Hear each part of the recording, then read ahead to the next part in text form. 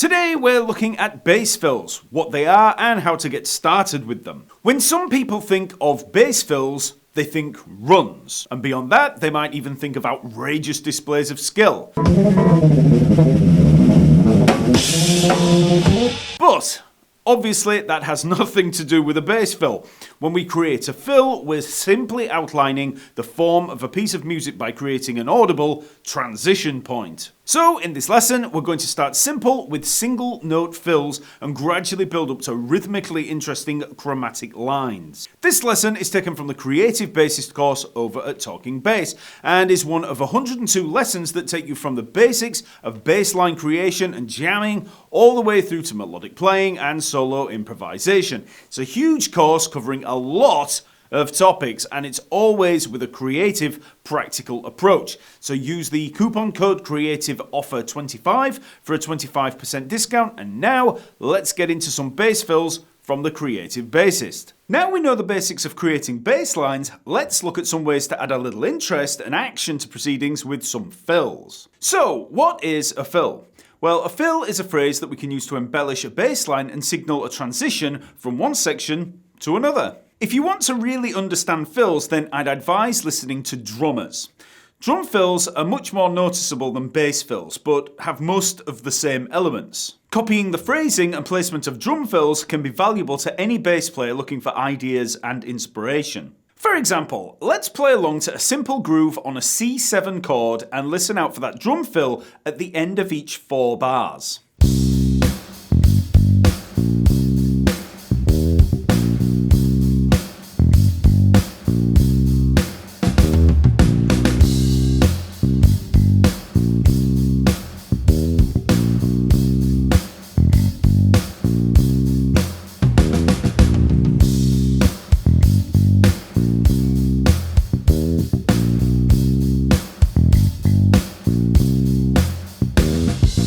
Fills don't have to be flashy, they don't have to be long, they just reinforce the form of the song, and in this case, you get a better feel for that 4-bar section. Now, it's worth mentioning that bass fills are not as common as drum fills.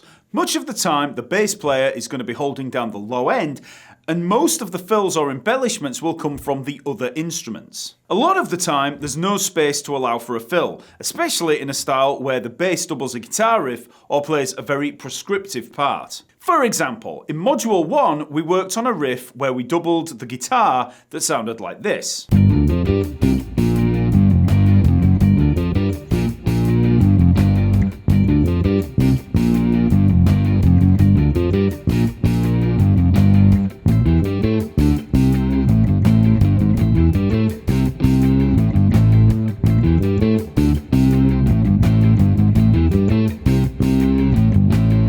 Obviously, when playing a riff like that, doubling with another instrument, you can't go sticking fills in there all over the place. It's going to sound messy. But if you're playing a bass riff and the guitar is just comping chords around it, then the fills are going to work a lot better.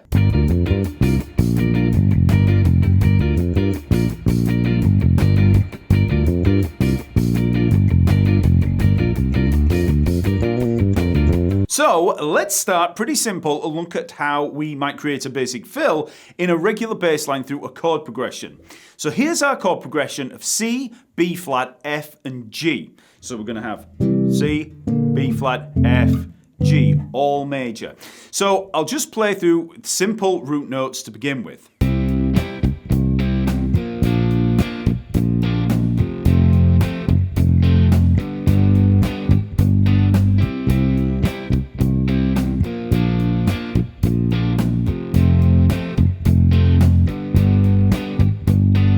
So let's look at placing a simple fill on the final bar of G, leading us back to the C.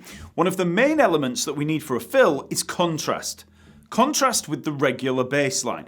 This can be done rhythmically or melodically or even harmonically. So let's begin with simple rhythmic contrast. So first of all, we can hear that the rhythm of the groove is very eighth note based. So we'll just stick with that rhythmic grid for now. And to create a contrasting rhythm, we can just try various eighth note rhythms in there.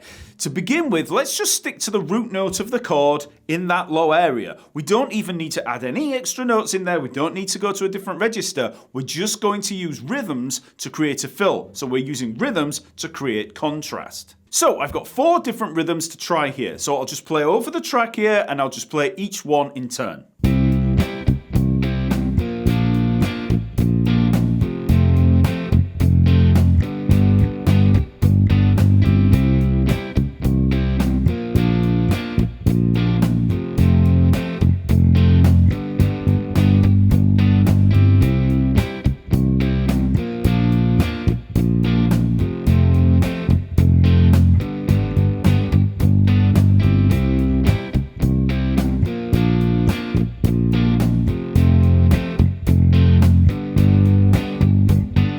So each of those fills were very simple. I'm just using a different rhythm to our basic comp pattern. So the basic comp is going to be, we've just got that basic dotted quarter note, eighth note to a quarter note rhythm. So anything other than that rhythm, a little bit more density in there is going to create contrast. So for that first fill, I simply played 2 quarter notes and then 4 eighth notes. 1, 2, 3, and 4, and to make it a little more dynamic and add a bit more expression in there, you can play those eighth notes at the end there as a little bit more staccato, a little more detached. Okay, so that just gives it a little more tension leading in. Then we're back into the C. For the second fill, it's 2 eighth notes, 2 quarter notes, 2 eighth notes. For the third fill, it's 4 eighth notes, quarter note, 2 eighth notes. And then for the fourth fill, dotted quarter note, eighth note, 4 eighth notes. So the rhythm starts out exactly the same as the comp pattern, but instead of playing that simple quarter note, I then play those 4 eighth notes leading back in to the C. Next, let's try embellishing that rhythm a little. We've only used eighth notes in there, so let's try adding some occasional 16th notes, just for interest. We can add 16th notes even with a more eighth note based groove, as long as we're tasteful with how we apply them. So instead of just using heavy 16th note rhythms like this, we could just try adding them sparingly. So here are another 4 rhythms making use of those occasional 16th notes, and again, I'll just play them one at a time over that backing track.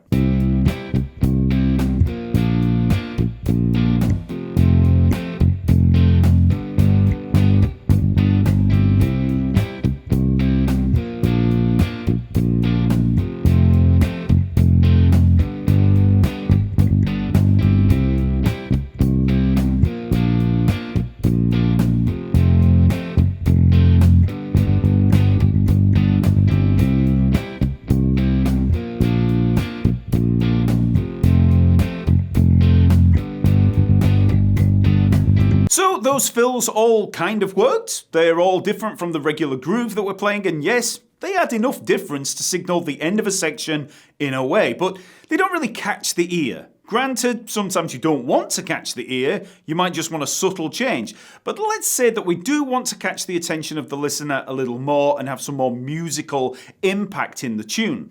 Well, the easiest way is to play those same rhythms an octave higher, and that instantly draws the attention. So let's try those rhythms again, but I'll take them up the octave. So you can try playing them on any string. We're on that G, so you could play them at the open G string, you could play them at the 5th fret of the D string, but I'm going to play them at the 10th fret of the A string, because it's just got a little bit more bottom end, it's just a little bit fatter, as opposed to the more twangy open string. So up here we've got a little bit more beef. Up here it's going to be a little too ill-defined, but we've got a bit of a sweet spot there at the 10th fret of the A string.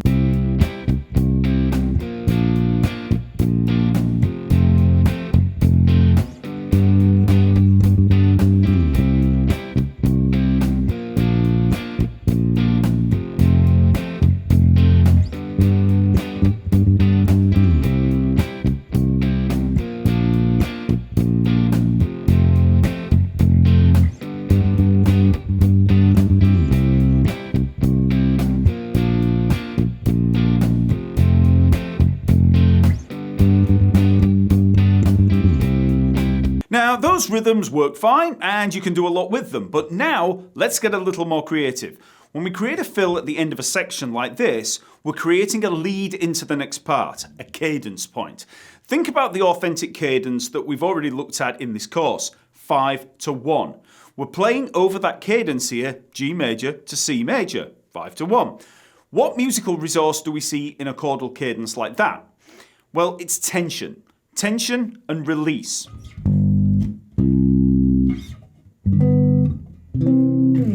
Pretty much all musical compositions make use of tension and release. It's how harmony works. But we also have rhythmic tension. We've already looked at how offbeat rhythms can carry tension. Playing on the beat is much more driving. When we use syncopation, which is the accenting of weak beats, we create that tension that wants to resolve. If I'm playing on the and of each beat, like this, 1 and 2 and 3 and 4 and, you can hear how it wants to resolve onto that beat 1 and 2 and 3 and 4 and. So now let's try upping the tension of the fill a little by using some offbeat rhythms in there. Here are 4 different rhythms all making use of offbeat eighth notes in some way.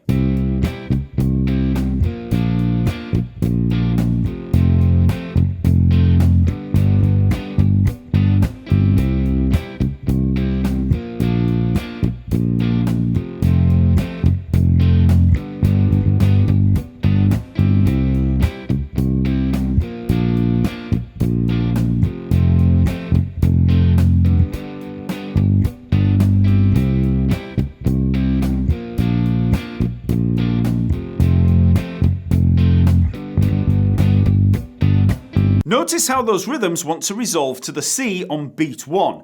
This is a great tip for creating interesting fills. We barely need to play any extra notes and the fills work just from that rhythmic tension. So let's hear them now played an octave higher.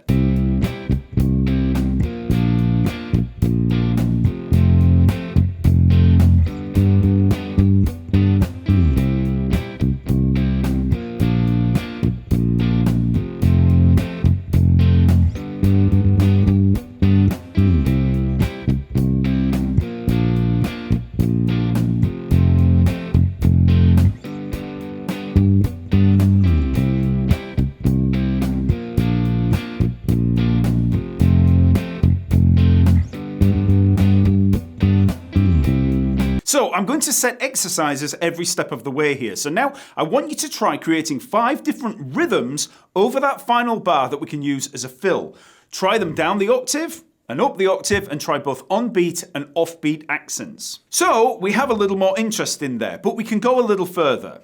Now we have a knowledge of chord tones and melodic devices, we can try adding some extra notes in there based around that G major chord. That's the chord that we're resolving to the C. So let's stick to one of the rhythms and we'll try 3 different fills using chord tones. So each fill is transcribed in the lesson material, so just work through each one in turn. I'll play each one in the lower octave and then again in the upper octave. For the rhythm, we'll use the 2 eighth notes and then the offbeat eighth notes for the rest of the bar. So 1 and 2 and 3 and 4 and.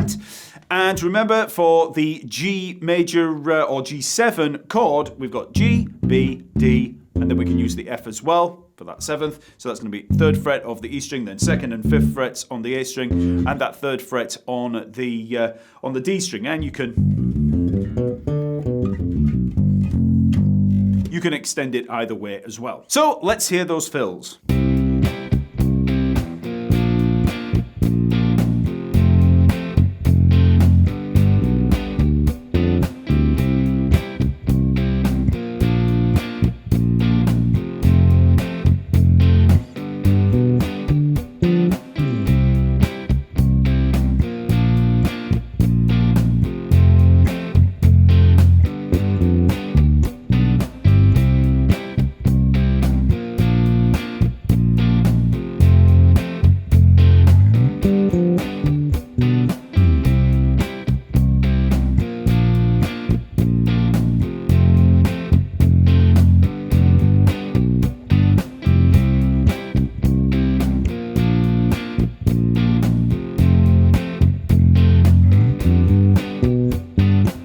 So now, as another exercise, create 5 different fills over that G chord, leading back into that C, making use of chord tones. So we're only using chord tones, nothing else.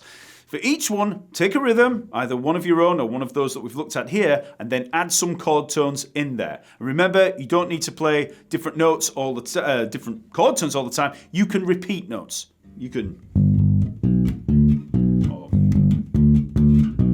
you can repeat notes as long as they're chord tones. Now let's try adding some scale notes in there. We're in the key of C, so for that G chord, we can make use of the G Mixolydian scale. Remember, the Mixolydian mode is the 5th mode of the scale, so it fits with chord 5. So we're going to use that scale. So remember, G, A, B, C, D, E, F.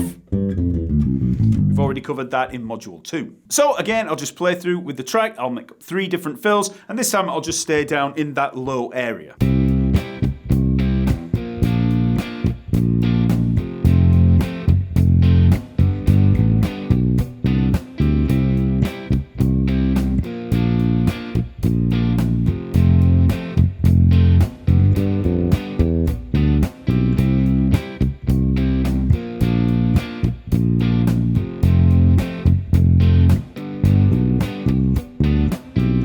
So, as before, create 5 different fills making use of that G Mixolydian scale.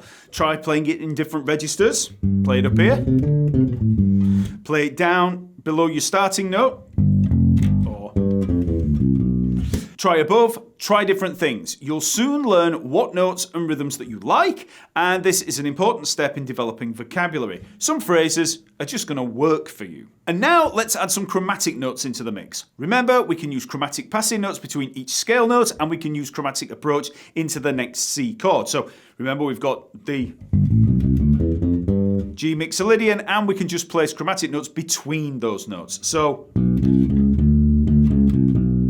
we could use the C sharp between the C and the D. We can A flat, G. Use the F sharp between the F and the G. We're just joining up the scale notes. So here are another 3 fills played using that exact same rhythm. We're just making use of chromatic passing notes.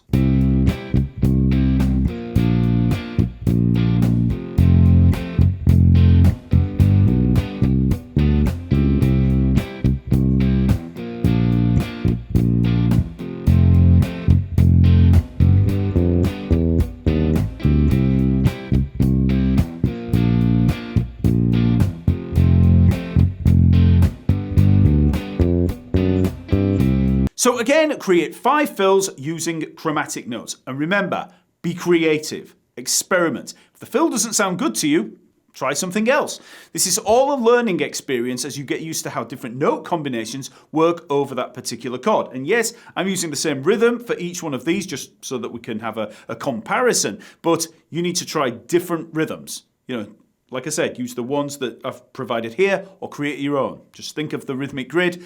Try to think of tension and release. You can be playing on the beat or off the beat. It's all down to you. Be creative and experiment. So that's just a very basic start with creating fills using very restricted rules. As you experiment with adding these different rhythms, creating tension and embellishment, as you add chord tones, scales and chromatics, you'll start to gain a little freedom and confidence in jamming on a chord or progression. But the most important part of all of this is listening. Now you've tried your hand at creating your own basic fills, listen to as many bass fills as you can and learn how other players do it. Listen to guys like John Entwistle, Geddy Lee, Billy Sheehan and other innovators that like to play interesting fills without sacrificing the groove.